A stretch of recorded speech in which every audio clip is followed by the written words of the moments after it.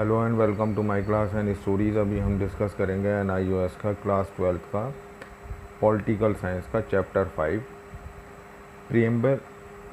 Preamble and the silent feature of the Indian constitutions.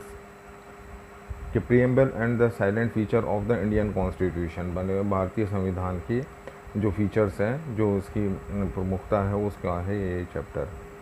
चलिए इसको study करते हैं। ये है चैप्टर 5 पॉलिटिकल साइंस का NIOS का क्लास 12th का।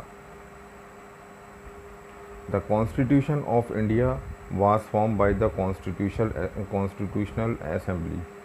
जो कॉन्स्टिट्यूशन बना था संविधान का, वो संविधान सभा के द्वारा बनाया गया था। This assembly was an indirectly elected body.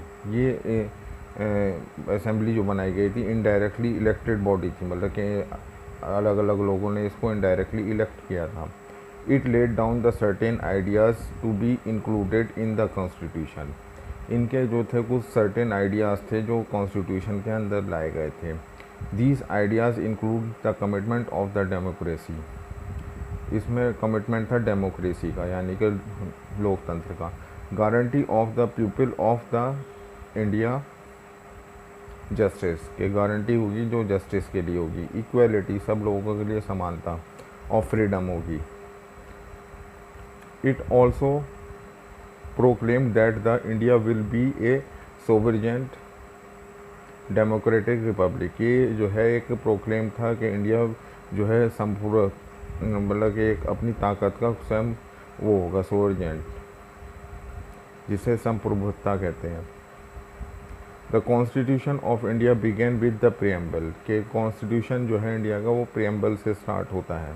The preamble contains the idea, objective and the basic principle of the constitution. कि ये जो है प्रियम्बल आइडिया होते हैं, ऑब्जेक्टिव होते हैं और बेसिक प्रिंसिपल्स होते हैं कॉन्स्टिट्यूशन के। The silent feature of the constitution has evolved directly and indirectly from these objective which flow from the preamble. के जो फीचर्स होते हैं कॉन्स्टिट्यूशन के, वो डायरेक्टली इनडायरेक्टली इसी से मिलते जुलते होते हैं, इन्हीं के अंडर चलते हैं। मीन्स के जो इसके ऑब्जेक्टिव हैं उन्हीं के अंदर जो है इसके प्रिंसिपल चलते हैं। In this lesson you will learn about the framing of the constitution. हम इस चैप्टर में पढ़ेंगे कि कॉन्स्टिट्यूशन कैसे बना। Its political philosophy as reflected in the preamble and the silent feature of the constitution। इसकी पॉलिटिकल फिलॉसफी क्या है और इसके साइलेंट फीचर्स क्या हैं संविधान के। Objective of this lesson, recognise the significance of the constitution as the fundamental law of the land. पहचानेंगे सिग्निफिकेंस यानी कि फ़ायदे कॉन्स्टिट्यूशन के जो फंडामेंटल लॉ है, जो ज़मीन से जुड़े हुए होते हैं। Describe the composition of the Constitution Assembly and the role of the drafting committee and objective of the Constitutional Assembly। Describe the preamble of the Constitution and its relevance। कि क्या है preamble of Constitution और इसके relevance। Identify the basic principle of the preamble and their reflection in the constitutional provision। Identify करेंगे basic principle जो preamble के हैं, जो कि रिफ्लेक्ट करते हैं कॉन्स्टिट्यूशन के अंदर। Identify the main feature of the constitution of India. के मेन फीचर्स क्या हैं कॉन्स्टिट्यूशन ऑफ इंडिया के। Distinction between the written and unwritten as well as the rigid and the flexible constitution. 4 तरीके जो कॉन्स्टिट्यूशन होते हैं, रिटन, अनरिटन और rigid और flexible constitution. Analyse the nature of the Indian constitution. के nature क्या है इंडियन कॉन्स्टिट्यूशन का।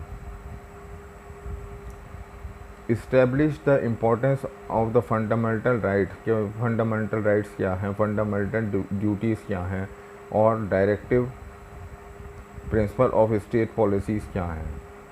Recognise the special feature that distinguish the Indian constitution from the other constitution of the world. के India का constitution दुनिया के अलग दूसरे देशों के कॉन्स्टिट्यूशन से कैसे अलग है।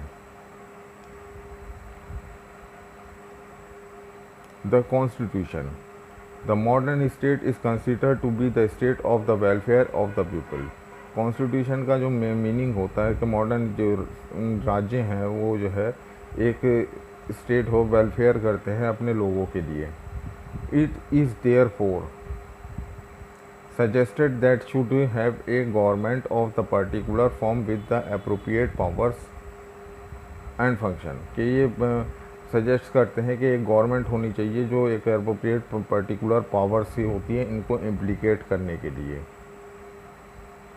Document contain the law rules and the determine these describe the form of the government.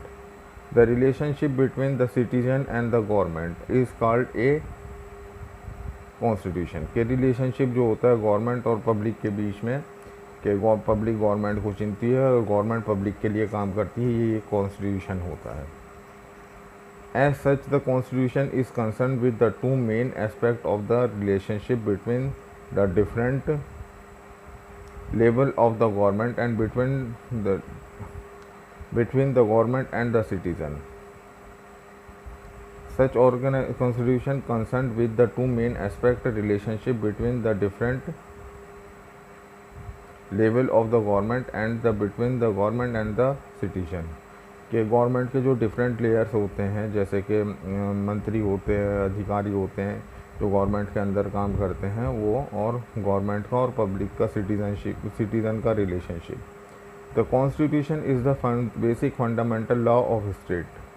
Constitution का फंडामेंटल होता है कि स्टेट के लॉ से चलाना।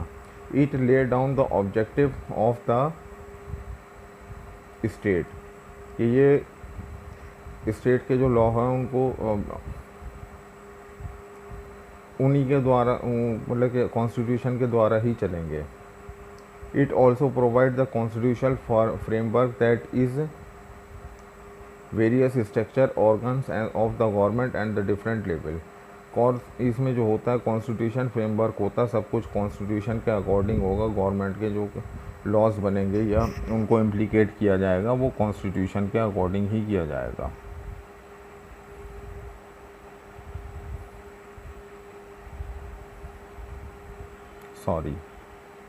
It also provides the constitution framework, ये हमने पढ़ लिया। In addition, it describe the right and duties of the citizen, कि इन ये डिस्क्राइब करता है कि राइट एंड द राइट्स क्या होते हैं सिटीज़न के और ड्यूटीज़ क्या होती हैं सिटीज़न की। It is therefore the consider to be the basic for the governance of the country both in the item of the goal and objective as also their structures and function। The Constitution Assembly। The Constitution of India was formed by the Constitution Assembly। के constitution जो बना था India का वो constitution assembly के द्वारा बना था। The Assembly was constituted in 1946। के 1946 में आज़ादी से पहले एक असेंबली बन गई थी। The member of the Constitution Assembly were indirectly elected by the member of the existing provision assemblies।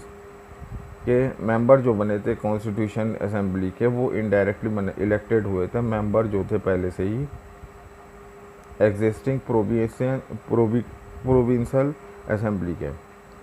In addition there were the members nominated by the rulers of the princely state.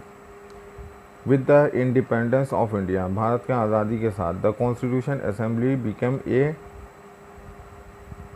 Fully sovereign body. के आज़ादी के बाद जो है constitution assembly जो है पूरी तरीके से स्वयं ताकत में आ गई थी। The constitution assembly following the partition of the country in 1947।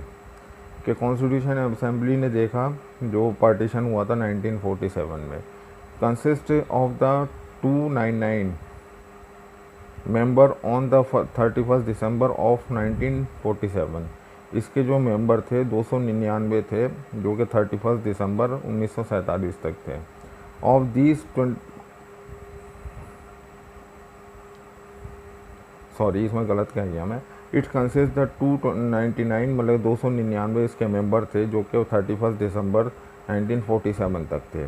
Of this 229 members were elected by the provincial assembly, कि इनमें से जो थे 229 मेंबर्स जो आए थे प्रोविंशियल असेंबली से आए थे। And the rest were nominated, बाकी सब नॉमिनेटेड हुए थे बाय द रूलर्स, जो रूलर्स के द्वारा हुए थे।